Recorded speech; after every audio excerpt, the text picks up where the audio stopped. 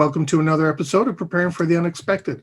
I'm your host, Alex Fullick, and as always, we like to talk about things related to disaster recovery, business continuity, security, resilience, emergency management, anything that's relatable to those topics. Speaking of which, if there is something you'd like us to talk about on the show, or you'd like to be a guest, feel free, reach out. You can find me on LinkedIn. I'm the only Alex Fullick there, so I'm really easy to find, and I do respond to everything I get.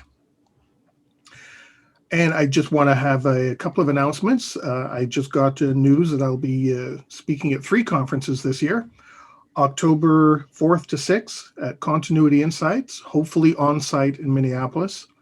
In November, BCI World Virtual, November 3rd to 4th. And finally, in December, the Continuity and Resilience Today conference, December 1st and 2nd, which is in Toronto. And hopefully I can go down there and be in person because it's only an hour and a half away. So fingers crossed on all of that. Today, you might recognize my guest. He's been on the show twice already.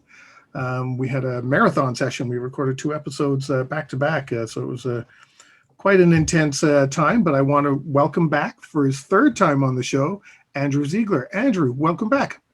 Thanks, Alex. Appreciate it. Glad to join you again. Yeah. I know we talked about some people had seen your previous episode. Well, I waited for my feedback to tell you so that other people could see that I got feedback on the episode with the four things we should learn from firefighters, and people thought that was a nice, interesting take, and that was interesting. So kudos to you for that. All right, great. Thanks for the feedback. I'm glad people got some use and some insight out of it. That's it's kind of the reason why we do this, right? Exactly. So everyone go check that out. 4 things you can learn from firefighters. Really interesting chat with Andrew there. Our 3rd one today, we're going to talk about another article that Andrew has put together. And I think I may have forgot the printed copy in the other room, but I think this was actually co-authored with somebody, wasn't it? Yes, Al Irizarry from Tech Solutions Inc. He's a cybersecurity and managed systems expert partner of mine. We work together on a number of things, so of course I have to give him credit for putting together this article as well. Yeah, I thought we should mention him just so that he didn't feel a little left out, and we take all the credit for it. But that article, the 7 deadly cyber sins of small business owners. I thought, just the title was rather interesting. Oh, deadly sins. Oh, okay. What's that going to be? Now, just in case anyone didn't see, before we get into the article and some of these 7 deadly sins, could you just give us a quick recap of what you do and how you got into the industry? Sure. So I'm the founder and owner of Tempest Risk Management. We specialize in small and mid-sized business continuity planning. So all of our products and services are customized and crafted specifically for that audience. I spent 25 years in the corporate world, in corporate banking, much of that time in working in the business continuity, disaster recovery, disaster response, disaster management vein for a couple of large financial institutions. I've also been a first responder, hence the previous topic that we had, 4 things you can learn from small business owners can learn from firefighters. I've been a fire rescue operator volunteer for the last 18 years or so. So kind of putting those 2 things together, my corporate experience and background, plus my real life experience supporting households and small businesses in my community and seeing the direct impact that disasters and disruptions can have, inspired me to try and help out in a way and share that knowledge, and actually figured out a way to turn that into a business. So being pretty successful with it, and it's a very rewarding business and a very rewarding company that we have here. Great. Well, like I said, welcome back. I'm glad we're going to have a 3rd chat here today, and who knows, maybe a 4th. Yeah, absolutely. Yeah. So let's jump in. The 7 deadly cyber sins for small and business owners. The first sin you mentioned is using simple passwords or using the same password everywhere. Right. So this is it probably definitely deserves to be number one. We see in the news about the cyber attacks. Now that we're sort of starting to come out of post-COVID, what are some of the first disasters you're starting to see, dominate the news? You're talking about the pipeline ransomware attack. Just yesterday or a couple days ago, there was one of the major meat processing companies had a cyber attack. They're a victim of ransomware too. So I think this is always is one of the the big three threats, right? I think obviously natural disaster, weather, that kind of thing has always been number one. Extreme weather, it impacts everybody. But cybersecurity is definitely one of the top three and has been for quite a while, and it is going to be, and I think it's going to continue to dominate, the news cycle. Probably start to take the top spot from coronavirus. Surprisingly enough, something had to take the disasters. But what we find is that I think I've read before, and I've read different statistics, and one study said that about 90% of security breaches come from human failure. And one of the easiest ways to fail, right, from a human worker, a human machine, human cog, is not securing access into your critical information. Because in order to be able to do anything with it or lock it out, somebody's got to be able to access it. And how do you do that? That's with a username or password. Usernames are not secure, but guess what is your passwords?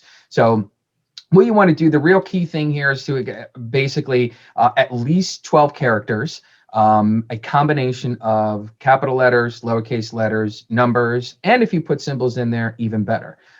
Actually, there's been a graphic or a grid that's been floating around out on LinkedIn and some social media, but it's time it takes for a hacker to brute force your password. And really what you'll see is that when we hit 12 characters, so if you only have, let's say, 4 characters and numbers only, it's instantly. If you have 8 characters and just upper and lowercase letters, it'll take them 22 minutes in order to brute force your password. Where things really start to take a difference is in that 11, 12, pretty much that 12 number of characters and a combination of numbers, upper and lowercase letters. In fact, at 12 characters, numbers, uppercase and lowercase letters, it'll take 2,000 years. It jumps from about 7 months at 10 characters to brute force your password to 41 years if you use 11 characters to 2,000 years if you use 12 characters. So length of password really makes a much bigger difference, honestly, than a lot of people think. It's not just a combination of the numbers, upper and lowercase letters. In fact, if you only have a 6-character password, but it's still a combination of numbers, uppercase letters, lowercase letters, and symbols, it'll take 5 seconds to brute force the password at 6 characters. We have to get it in the longer passwords, right? And make sure that we also use some of the different combinations of those numbers and upper and lowercase letters. If it's too hard to remember the symbols, just stick with the numbers, upper and lowercase letters. Keep it at least 12 characters. And with the technology that's available right now, it's still going to take a long time. They're basically going to be uncrackable with where things stand right now. Well, if we have 12-character passwords, and we have all symbols and numbers in there and capital letters and everything, and everybody and everything has its own password, what are your recommendations for trying to remember these passwords? Because let's face it, and I'll use me as an example, with the YouTube and the radio show on Voice America, I have about 6 or 7 different passwords when it comes to video editing and accessing the various sites to post things and get them all organized and promoted. How do I keep track of all of that? I can't use the same password. Right. So, this is where we might different experts are going to disagree here. Some will say you have to use a completely separate password on every single thing, no matter what you do. I say it really depends on how critical the information you're trying to secure is, right? So the user, how sensitive and how critical is that information? So your financial accounts, your financial information, your banks, yes, absolutely. Each and every one should have a separate password. Could be variations on the theme. You can stick with certain themes, that's fine. I think that's a good idea to do, but change it up a little bit, from time to time.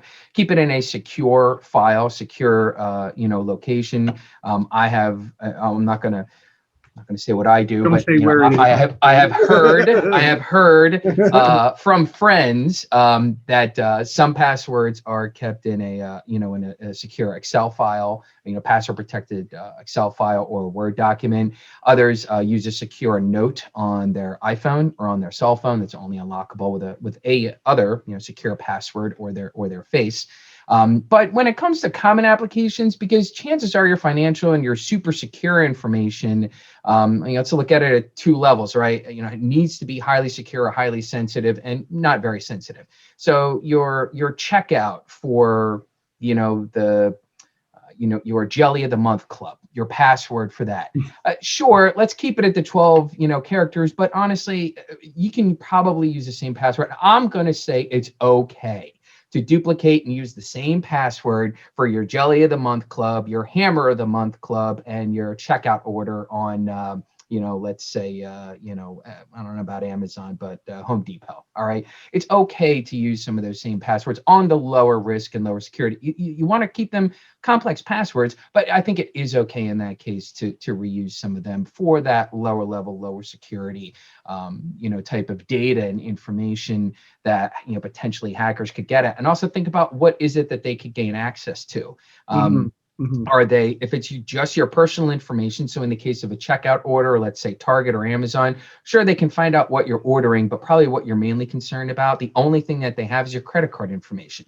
Well, your credit card has fraud protection on it. You're not going to be held liable. So you probably don't have to lose too much sleep over, even if your credit card account was compromised. Now, bank account information, say work product, access, customer data, big difference. Right now, we're talking in the highly secure stuff. And yeah, I hate to say it, but you're going to have to suck it up, right? And change that, keep them different passwords. You're probably going to have to rotate them and change them out every 90 days, 6 months, depending on what your company policy is. And if you don't have a company policy, I would put your own in there and say at least every 6 months, you should be changing up those passwords. But it can help to keep a theme going, change up that theme, from time to time, but sort of keep that theme going in your mind. It can help you remember some of those passwords. And I wouldn't even write down the most secure ones. See if you can identify, say, like the top 3.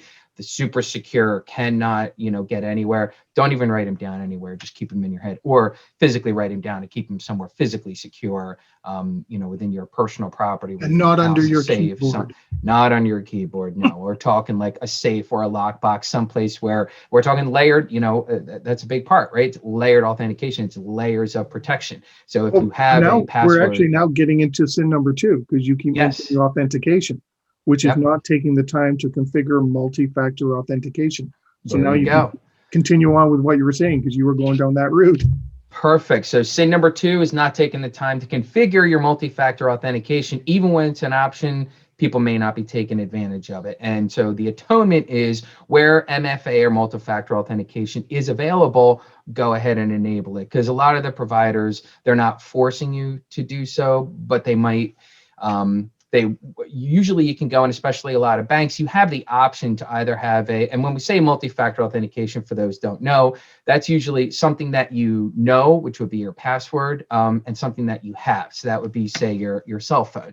We all get, the text messages where it says we're sending a secure PIN to your password. Okay, that's something that you have physically in your possession. That's probably the most common display of that multi-factor, and that's something that you have, that you see out there. They're either going to send you an email or a text message with a one-time PIN code or something like that. But a lot of the providers, they allow you to turn that off. Don't turn it off. Leave it enabled. In fact, you can also, a lot of the providers will let you basically set it to only force a multi-factor check if it's coming from a place that I don't recognize, such as a different cell phone or computer with a new IP address, one that hadn't accessed it before, or you can set it to hit me with the multi-factor every time I log in. Now, what I would do is, again, for going back to sin number 1, for your high-risk accounts, your high-risk data, enable that for the multi-factor check every single time you log in. So your bank, set it for every single time you log in, especially for those, really sensitive accounts, really sensitive data.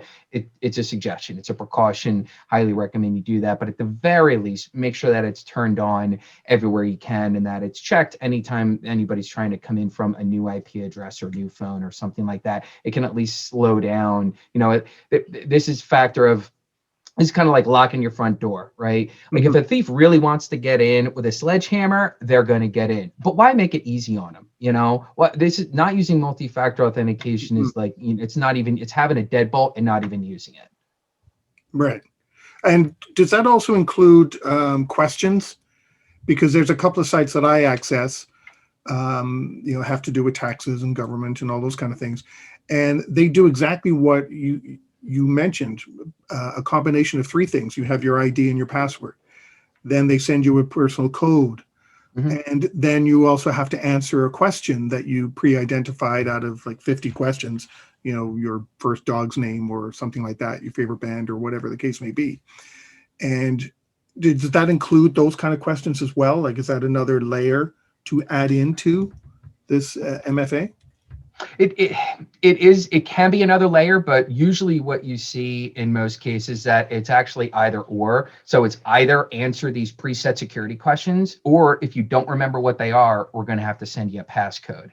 So in many cases, it's not, it's not a choice of enabling all three. So put in the password plus answer a security question plus put in a passcode, because that security question is really just another thing that you would know. That's not something that you have. That just kind of goes hand in hand with the password, which if chances are, if the password, like when we talk about security breaches, those security questions are actually breached more frequently than the passwords are themselves. The passwords themselves are usually kept more secure and they change. How often are you forced to change your password versus how often are you forced to change those security questions? Just think about that.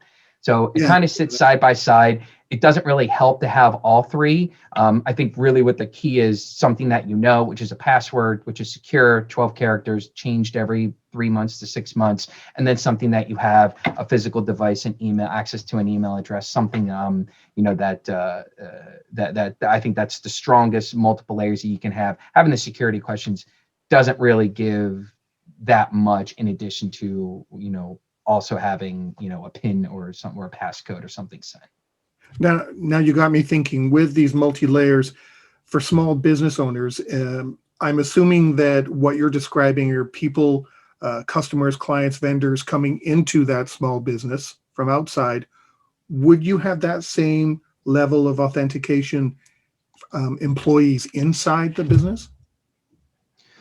So for employees inside the business, I mean, that's really what we're talking about as far as being able to access the customers or clients' data. So it really depends on the nature of the business that you have. If you're running a retail operation, you're going to want this to be as simple for the customer as possible. How many times have you gone in to purchase, say, a washer, just one washer that you needed, and they want you to fill out this 12-page form to go in and I always look for and I just want to check out as a guest. I don't want to create an account. I don't want to have to remember another password. I just want to check out as a guest. And that's okay to do, especially if you're not asking for a lot of information from the customer that you have to worry about keeping terribly secure. Now I understand the reason for it. This is now additional leads. You can market them for additional products and services, but it is a balance. How much are we going to inconvenience the customer to get more of their data and information and frustrate them to the point where they abandon the sale and I'm not making any money coming in, right? But for employees, any customer information that you get, we absolutely have to keep extremely secure. And that means not only now most companies and most retail operations and small businesses, they actually outsource that information. So if it is a client checkout or something like that, chances are they're using an API or an APAS service that they're just plugging into their website or using something like Shopify or something like that. At that point, you're relying on the processor in order to keep that information secure. So if you are using that processor, use a big name. I know that they might cost a little more, but they probably have better protections, better cybersecurity. Or if you're going to go, with somebody a little bit lesser known, just make sure to, review their cybersecurity policies, very, very closely. Ask them for what it is. Ask them for their business continuity plan. Ask to see their disaster recovery plans, their cybersecurity policies and how they protect what is ultimately your client's information. Okay. Let's move on to sin number 3. Can this one, I think everyone should know this one already, but Mhm. I'm surprised how many don't. Conducting business on an open public Wi-Fi. Right? Not only conducting business on an open public Wi-Fi with somebody with the right configuration can see everything that you're doing pretty easily, and even there are programs that'll monitor that traffic to pull out anything that's sensitive information, anything that looks like a password, credit card number, social security numbers, anything like that. They're going to pull.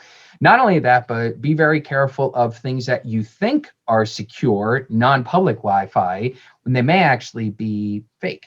An example would be if you go and, let's say you're at a McDonald's or at an airport, let's say you have Comcast, and you know that you can log in using the Xfinity. If you see an Xfinity wireless somewhere, well, there's nothing to stop somebody from setting up a router somewhere and naming that Wi-Fi Xfinity wireless, right? And then having you connect to that. You go to connect, they ask for a username or password. You put in your Xfinity, your wireless username or password.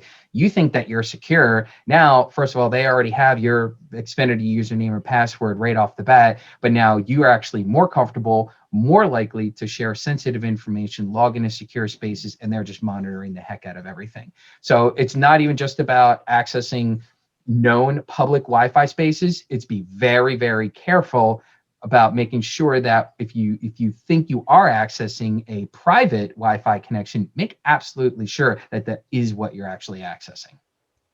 And how do you go about identifying that? Because you gave a great example.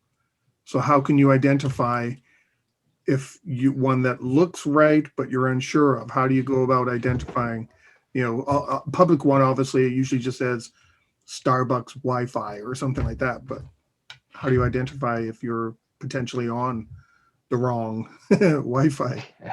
So first of all, you can, is it asking for a username or password? That's sort of one indicator right there. Is it showing as open and public? Well, then it's not secure, even though it may be named as something that appears to be secure. It's really not. The other thing is, in an example of Xfinity Wi-Fi, your computer and your connection settings are going to automatically save that username or password. So if you just hit connect, it's going to submit the encrypted information, and it's only going to connect to a recognized, Xfinity Wi-Fi at that point. The other thing is that, again, if it is legit Wi-Fi, and you need to put in a username or password. I think really, when in doubt, just don't worry about it. Or most people carry their cell phones around, and you can turn on your hotspot. I do this all the time. My default, I think it's actually on right now. I turned it on last night and just left it on. It'll drain your battery, but it is the most secure. It is the safest thing to do, is using your phone. And how many people are really using the, laptops in public spaces? It's better to just use a secure data that you already have, because it can be tricky to understand, exactly what sort of connection point you're connecting to. You probably have to, have some special free programs, but some specialized programs. I would suggest, if you're interested in it, learning more about it, Googling it and looking it up, that'll give you some more information, probably more than we can get into on a podcast. Yeah, I tend to err on the side of caution. I won't access anything out in public, and I just like you said, turn my cell phone into a hotspot and just do it that way. Yeah. Much better, much more secure, and makes me feel better that somebody isn't figuratively looking over my shoulder and getting all my information. Mm-hmm. So let's go to sin number 4, skipping the antivirus option. Right. So this is the antivirus company that figures out a really easy way to make this almost seamless for customers are going to wind up making a lot of money. This is one of those things that it's difficult, especially with Windows-based platform. You're gonna probably have to go out for a third-party provider, somebody like AVG or Norton Antivirus, something like that, and it is costly. It's going to cost you some dollars every year in order to keep that licensing up. You're going to have to install updates, because guess what? It may be frustrating, but it's always, you need to be constantly staying a step ahead of the, the bad guys, the threat actors, the hackers that are out there, which is why these updates need to be continually made, but not only on your operating system, but also within the antivirus program that you have. Because what it's doing is basically downloading new shields. It's downloading new protections constantly. That's what you're paying for. You're not paying just to monitor the traffic that's coming in and blocking the known bad stuff. You got to constantly be learning about the new bad stuff that the bad guys are coming up with, because once they know that once a good defense is developed for that particular virus or that particular threat, they're going to have to find a new way in order to get around it. So it's important to make sure that the current antivirus programs are installed and functional and kept up to date on the computer. And you just need to factor, especially for small business owners, you need to factor this into your budget. It's really not a lot of money. Is it like $60 or something like that? I think for Norton Antivirus, there are discounts that are available out there, especially if you're a nonprofit. Go to TechSoup, something like that, where you can get it at a pretty steep discount. But don't chintz out, don't skip out on the antivirus option. Make sure that you have it, make sure it's kept updated. And when you start getting those pop-ups that say your license is about to expire, you need to renew, make sure you go in and renew. And I just wanted to add that sometimes you get an organization will get these security patches that have to come in, and they have to be scheduled to update operating systems or whatever the case may be. And I worked for an organization. As soon as they got one of those, it went straight to the top of the change management list. Nothing else would get implemented until that security patch was in. It didn't matter if there was something already approved and scheduled for implementation. It went immediately to number 2 because they were too afraid of implementing something that all of a sudden would get caught by a hacker or somebody because they put the patch in after the fact. So they made sure all the patches went to number 1. Anytime they came in, instantly they were priority number 1. Yeah, patch management is especially for a highly technical organization or company, patch management is an important aspect to have, as well as make sure having a support management strategy and program, just to make sure that you're using supported products, supported software and applications. Because even though you might have a piece of software that says, oh, well, it hasn't had an update in 2 years, I'm using the newest version, I must be protected. Well, no, not if they stopped supporting that product 2 years ago, which means that it's probably more vulnerable than ever. It's just that it's out of date. You need to replace it. You need to focus on replacing it and completely eliminating that from within your infrastructure. Yeah. And on that, I think we're going to take our break. We're talking today with Andrew Ziegler about the 7 deadly cyber sins of small business owners. And we'll be right back.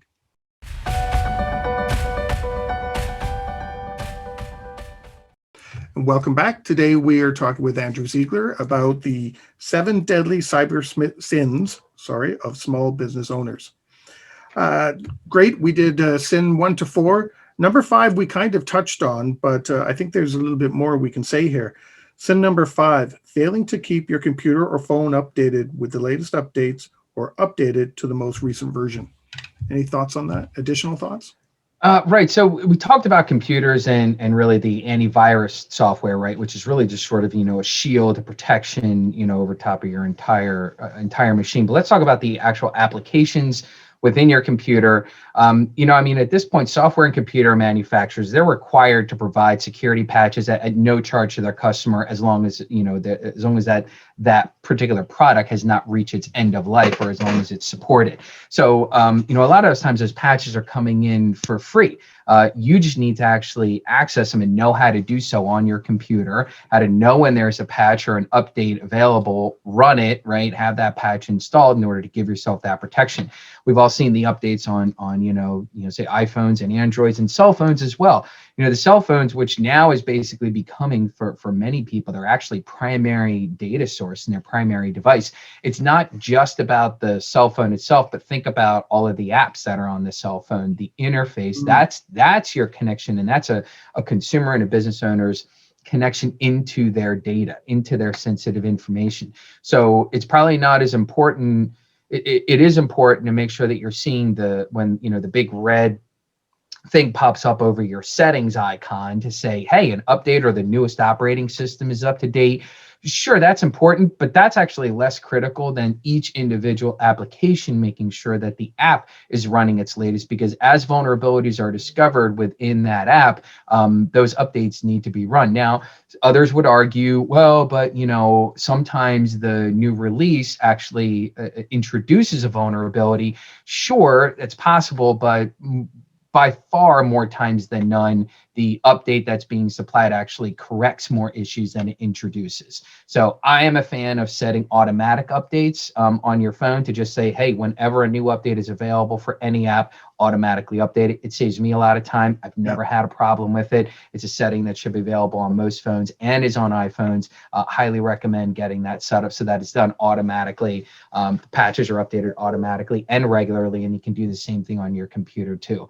Make sure to restart that computer every once in a while. Block some time. If you're not sure, block some time off on your calendar for once a week or every Friday when you're done at the end of the work week. The last thing that you should do, close down all your applications on your desktop and shut the whole thing down, or do a full restart. And that doesn't mean just letting it go to sleep or pressing the button. That means clicking start, restart, or start, shut down in order to, just sort of, reset all of those connections and make sure that you have all the latest downloads and updates. And that's an important point, because I think a lot of people do, if they hit Control Alt Delete or freeze the screen or, just close the laptop, okay, it's off, but it's really not.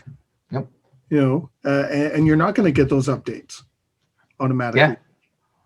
Right. Exactly. Yeah. We need to you got to refresh things every once in a while. You got to kind of clear out the pipes. Right. And that's exactly what you got to do. And in order to get those system updates and a lot of the automatic updates that happen in the background to apply, you have to do that full restore. So click start, start, restart once a week, or at least once every couple of weeks. You should be good to go. And you'll probably find, if you don't do it regularly, you'll probably find that it solves a lot of the little problems that you're having or connection issues that you're having. If you're having trouble with your email sending and receiving, chances are, something there's some kind of runaway process going on in your computer that a restart will fix, 90% of the time.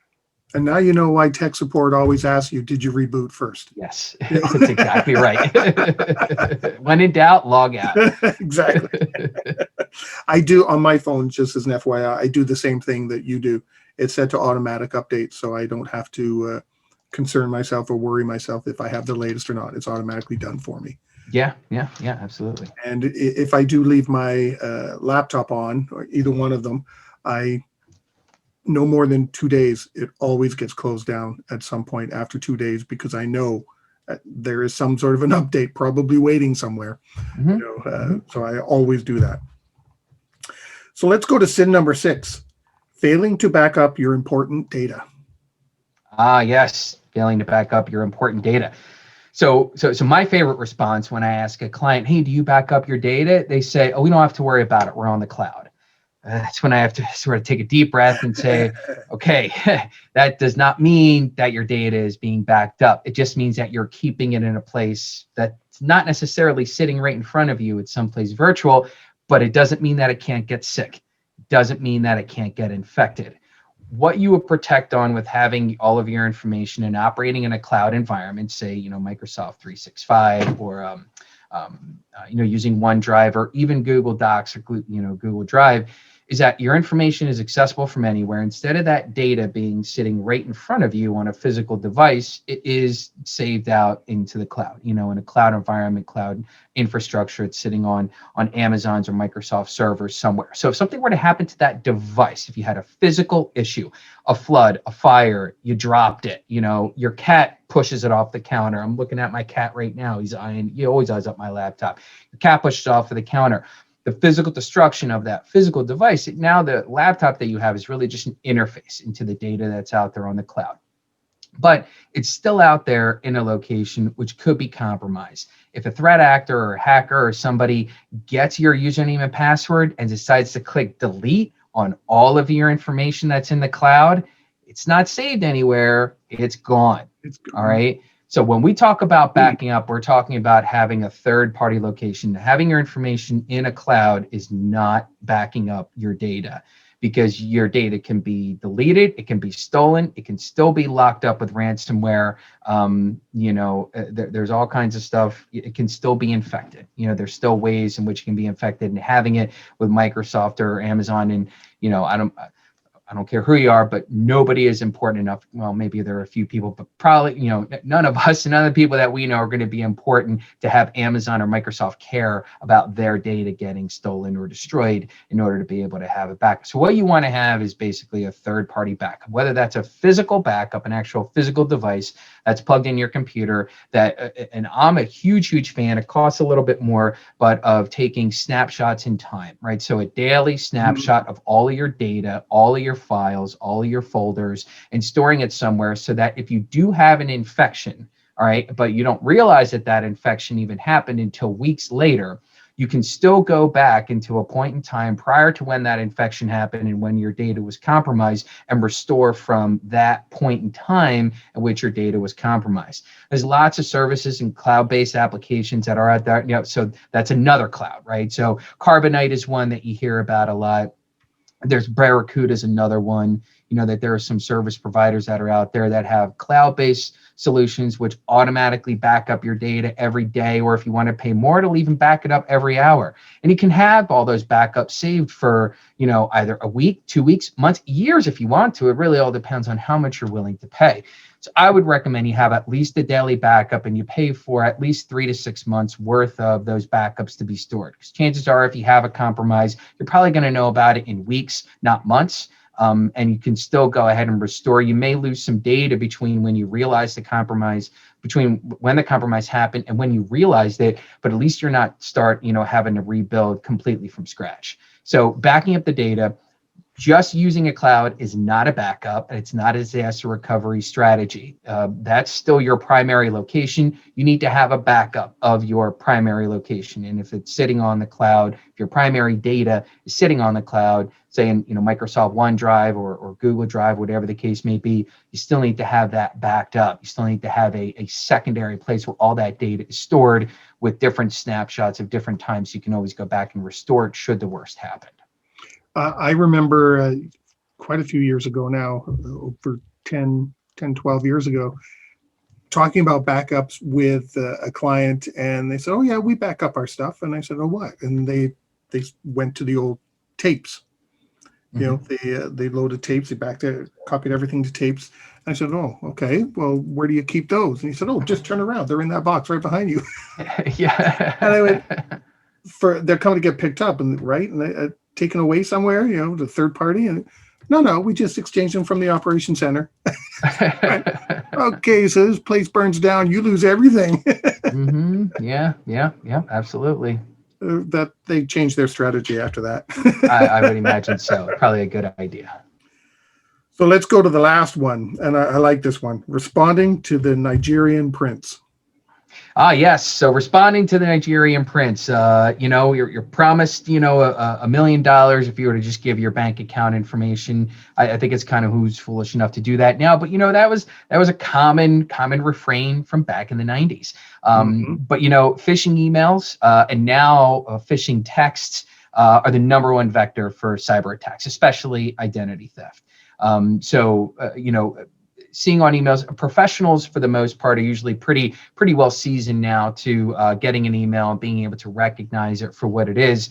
But what's actually starting to happen more and more is because of the sheer volume of phishing emails and texts that are coming in, it's the accidental click that's happening. If you think about it, it's almost like trying to walk through a minefield, and make sure that you don't click on any of the links in any of those text messages that you get that you don't, that you didn't mean to actually click on. It's the accidental click, which is becoming more and more of a problem.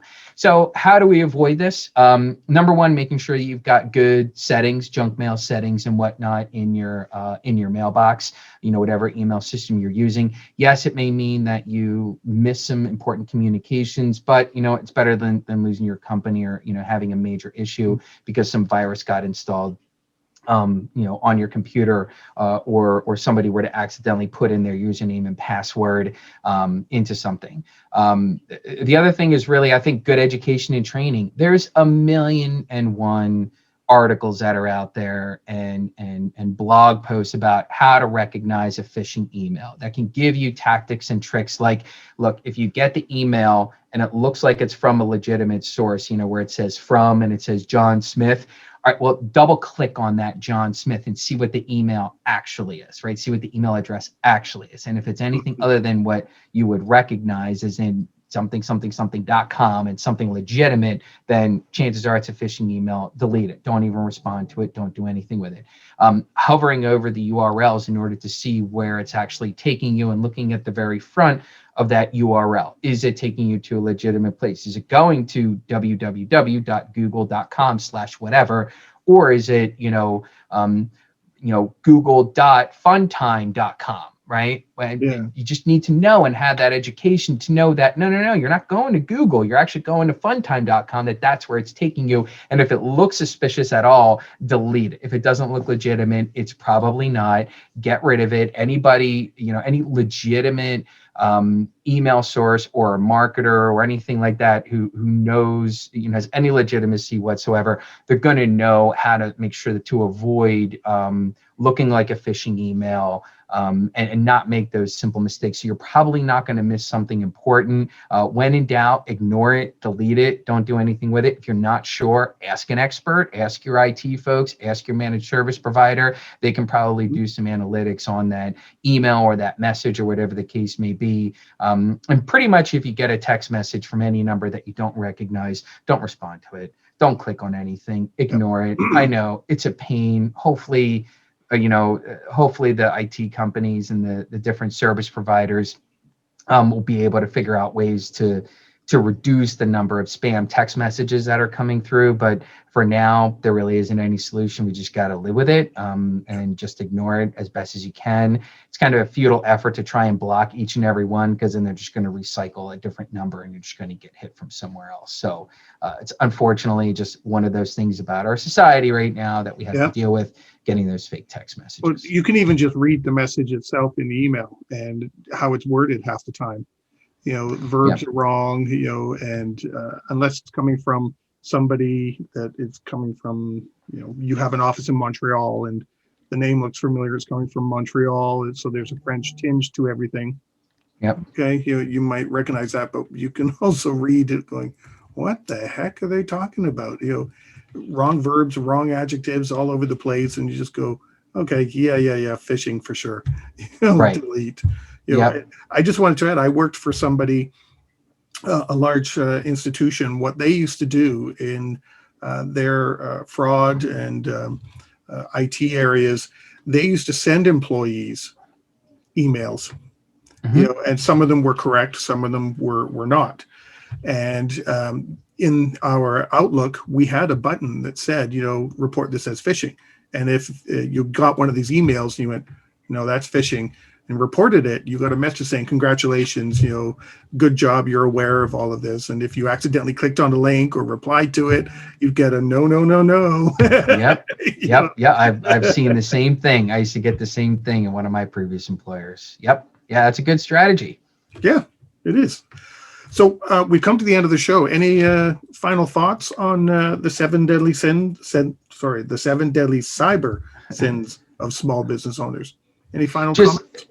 Yeah, the only thing is, these are real simple, high-level things. There are resources that are out there for really anybody, whether you're a small business owner, whether you're an employee, or even to protect your personal stuff. There are tools and services that are out there that are already included in with your technology, right? In your phone, in your computer, and for the most part, we just need to use them. Be smart and take that extra step. Taking a couple extra steps is going to make you a much less attractive target than the thousands and millions of other people who aren't willing to take those couple extra steps to protect their information and their data. You want the bad guys going after them, not you. And that's a perfect way to end today's show. Andrew, thanks very much. I really appreciate this. I hope a lot of small business owners and employees, and maybe even larger organizations that maybe don't have strong security cyber rules in place, take some of this and take it back to the organization and say, hey, you know what? We need to reconsider what we're doing. So thank you very much. You shared a lot of good information here for everybody. Thank you, Alex. As always, it was a pleasure talking to you. And I forgot to mention at the beginning, I always say that, if there's a topic you want to talk about or to be a guest, reach out.